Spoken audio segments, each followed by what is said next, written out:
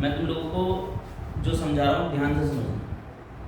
आपने 9th में conservation of energy पढ़ा था, कंजर्वेशन ऑफ मास पढ़ा था नहीं पढ़ा था? वो क्या होता है बता? Conservation of mass, conservation rule जो है कंजर्वेशन ऑफ मास वो ये कहता है कि किसी केमिकल रिएक्शन के अंदर जो टोटल सम ऑफ रिएक्टेंट है वो हमेशा इक्वल होता है टोटल सम ऑफ प्रोडक्ट के। क्या? अगर इसे वैसे समझो लोकल लैंग्वेज में तो कहने का मतलब ये है कि किसी केमिकल रिएक्शन में जितना तुम डालोगे उतना ही तुमको मिलेगा। क्या? जितना तुम डालोगे उतना ही तुमको मिलेगा। जैसे तुमने चाय बनाई, ठीक है, तो उस केस में क्या है, तुमने 1 कप दूध डाला, आधा कप पानी डाला, कुछ भी डाला, तो तुमने इस हिसाब से चाय बनाई कि तुम्हें 1 कप चाय बननी चाहिए, तो 1 ही कप बनेगी ना वो। उसके इंग्रेडिएंट तुमने इस हिसाब से यूज करें। तो किसी भी केमिकल रिएक्शन में जो हम रिएक्टेंट यूज करते हैं और प्रोसेस होने के बाद जो हमें प्रोडक्ट मिलते हैं उनका जो टोटल सम होता है वो हमेशा इक्वल होता है, चाहे दिखाई दे या ना दिखाई दे। क्या? चाहे दिखाई दे या ना दिखाई दे। जैसे कि मान लो तुमने क्या करा, 1 किलो पेपर लिया, 1 kg ऑफ पेपर, और उसको क्या कर दिया, जला दिया। क्या कर दिया? जला दिया। तो तुम्हें क्या मिलेगा बताओ जल्दी? कितनी? बहुत थोड़ी सी। 1 किलो की मुझे लग रहा है 100 ग्राम भी नहीं मिलेगी। 10 ग्राम्स ऑफ ऐश यहाँ पे आ जाएगी, है ना? आ जाएगी। It means law of conservation of mass break हो गया। क्यों? क्योंकि हमने 1 किलो पेपर लिया था तो 1 किलो ऐश बचनी चाहिए थी।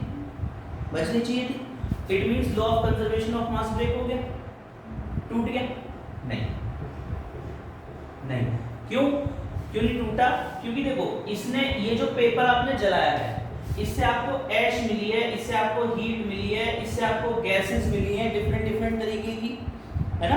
मिली है नहीं मिली है? तो इन सब का टोटल मास आप जब जोड़ोगे, तब वो इस पेपर के मास के इक्वल होगा।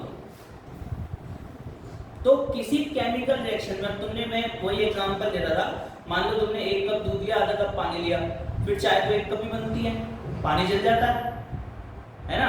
तो law of conservation of mass break हो गया? नहीं।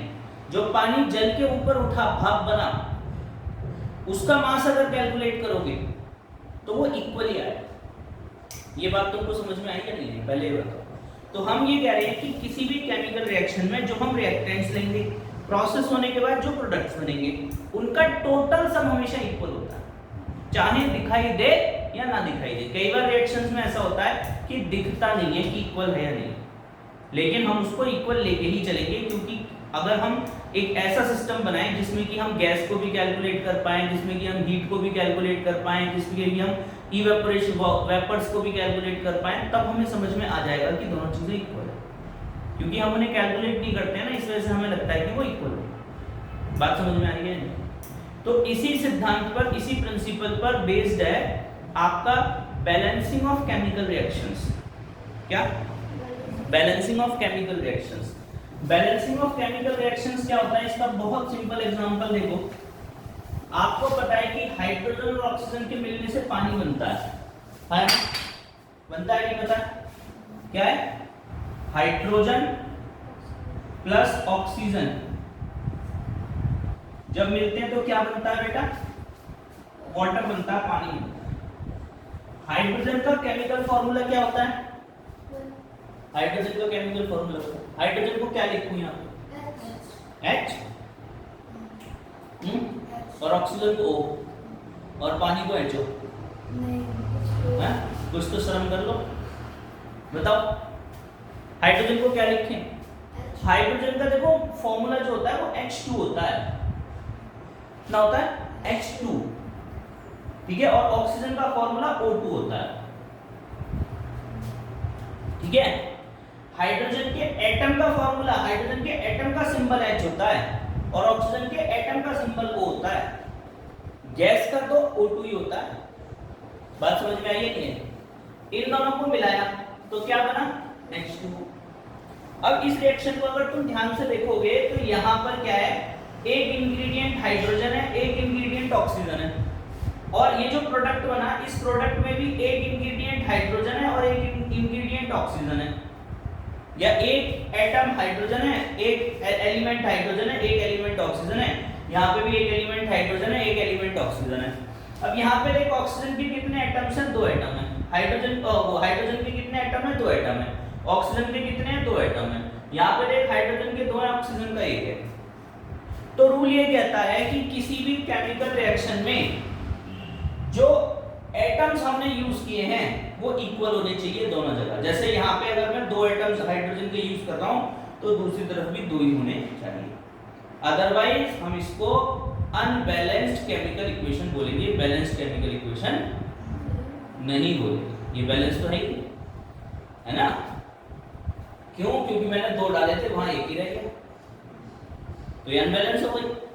तो हम क्या करते हैं, रूल ये कहता है, कंजर्वेशन ऑफ मास ये कहता है कि दोनों तरफ इक्वल होना चाहिए और होना भी इक्वल चाहिए, ठीक है। लेकिन अगर किसी केमिकल रिएक्शन में अनइक्वल आ रहा है, जैसे पानी का फॉर्मूला तो H2O होता है, तो यहाँ पे हाइड्रोजन के 2 मॉलिक्यूल होते हैं, एटम्स होते हैं, और ऑक्सीजन का 1 ही होता है। तो हम यहाँ पे बैलेंस करेंगे। कैसे करेंगे कि यहाँ पे ऑक्सीजन को 2 बनाएंगे, तो ऑक्सीजन को 2 बनाने के लिए यहाँ पे 2 लगा देंगे, फिर यहाँ पे 2 लगेगा तो यहाँ पे भी 2 लगा देंगे। अब देख क्या कहानी हुई। अब देख यहाँ पे हाइड्रोजन हो गए 4, कितने हो गए यहाँ पे हाइड्रोजन? 4, और ऑक्सीजन कितने? 2। यहाँ पर देखो, यहाँ पे 2 2 जा 4, हाइड्रोजन 4 हो गए, और ऑक्सीजन 2 1 जा 2, हाइड्रोजन ऑक्सीजन 2। तो देख अब यहाँ पे हाइड्रोजन 4 है, यहाँ पे भी 4 है, ऑक्सीजन यहाँ पे 2 है, यहाँ पे भी 2 है। It means left hand side is equals to right hand side, hence the equation is balanced chemical equation. बात समझ में आई है नहीं? तो ये बैलेंसिंग ऑफ केमिकल इक्वेशन ना बहुत इंपॉर्टेंट टॉपिक है, बार-बार बोर्ड में यूज होता है, बार-बार बोर्ड में पूछा जाता है। तो आपको ये जरूर ही दिमाग में रखना है कि कोई भी इक्वेशन आप लिख रहे हो तो उसको बैलेंस्ड फॉर्म में लिखो। इक्वेशन की 2 फॉर्म्स होती हैं, बैलेंस्ड होती है, अनबैलेंस्ड होती है, ठीक है। लेकिन हमें जब भी इक्वेशन लिखनी है, पूरी केमिस्ट्री में ये एक ही जगह पे यूज नहीं हो रहा। अभी जैसे मैं डबल डिस्प्लेसमेंट रिएक्शंस करा रहा हूं, तो वहां पे भी आप ये देखोगे कि जो रिएक्शन बन रही है वो कैसी बन रही है, वो दोनों तरफ मॉलिक्यूल्स की संख्या, एटम्स की संख्या इक्वल होनी चाहिए, अदरवाइज हम उसे अनबैलेंस्ड केमिकल इक्वेशन बोलते हैं। ये जो अनबैलेंस्ड केमिकल इक्वेशन है, क्या अनबैलेंस्ड केमिकल इक्वेशन, इसको हम स्केलेटन केमिकल इक्वेशन भी बोलते हैं, स्केलेटन केमिकल इक्वेशंस। तो आपसे पूछा जा सकता है कि स्केलेटन केमिकल इक्वेशंस क्या होती हैं या अनबैलेंस्ड केमिकल इक्वेशंस क्या होती हैं। तो जिनमें एटम्स की संख्या लेफ्ट हैंड साइड और राइट हैंड साइड इक्वल नहीं होती वो अनबैलेंस्ड केमिकल इक्वेशंस होती हैं, और जिनमें रिएक्टेंट या एलिमेंट्स या एटम्स की संख्या दोनों तरफ इक्वल होती है तो उसे बैलेंस्ड केमिकल इक्वेशन बोलते हैं। ये बात आपको समझ में आई या नहीं है? क्या तो नहीं आई? चल बढ़िया।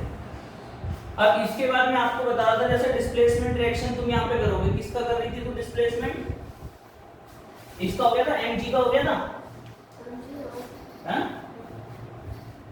Mg का हो गया था, ठीक है। तो डिस्प्लेसमेंट केमिकल रिएक्शंस में भी ये चीजों का आपको ध्यान रखना है कि जो रिएक्शंस आप बना रहे हो वो दोनों तरफ इक्वल होना चाहिए। मतलब यहाँ पे अगर Mg, जैसे तू यहाँ पे लेगी Mg की बात करें तो CuSO4 था ना, Al की बात कर लेते हैं, मैं क्या लूं, मैं लेता हूं CuSO4, ठीक है, प्लस Al ऐड कर देता हूं इसमें, क्या ऐड कर देता हूं? Al। तो Al ऐड करने पर ये क्या बनेगा, ये मेटल है, ये नॉन मेटल है, ये मेटल है, तो मेटल और नॉन मेटल आपस में रिएक्ट कर लेंगे और ये वाली जो मेटल है ये अलग हो जाएगी, मतलब ये Cu अलग हो जाएगा और Al और SO4 का रिएक्शन होगा। अब Al और SO4 जब रिएक्ट करेंगे तो क्या फॉर्मूला बनेगा? Al और SO4 जब रिएक्ट करेंगे तो क्या फॉर्मूला बनेगा, बता? Al2SO4 का होल थ्राइस, क्या फॉर्मूला बनेगा? Al2SO4 का होल थ्राइस। अब अगर इस रिएक्शन को आप देखो तो ये बैलेंस रिएक्शन नहीं है। क्यों? क्योंकि यहाँ पे देख Al के 2 मॉलिक्यूल्स हैं, यहाँ पे Al का एक ही मॉलिक्यूल, यहाँ पे SO4 में देख S है और O है, सल्फर और ऑक्सीजन है ये। ऑक्सीजन पे यहाँ पे 4 या 12 मॉलिक्यूल माने जाएंगे, 12 एटम्स माने जाएंगे, जबकि यहाँ पे केवल 4 ही है। S के यहाँ पे 3 एटम्स माने जाएंगे, जबकि यहाँ पे एक ही है। तो हमें क्या करना पड़ेगा, इस टाइप की रिएक्शंस को बैलेंस करके ही पेपर में लिखना है, अदरवाइज टीचर नंबर काट देगा। बात समझ में आई है? ये बात समझ में आ गई ना? तो ये कहानी होती है।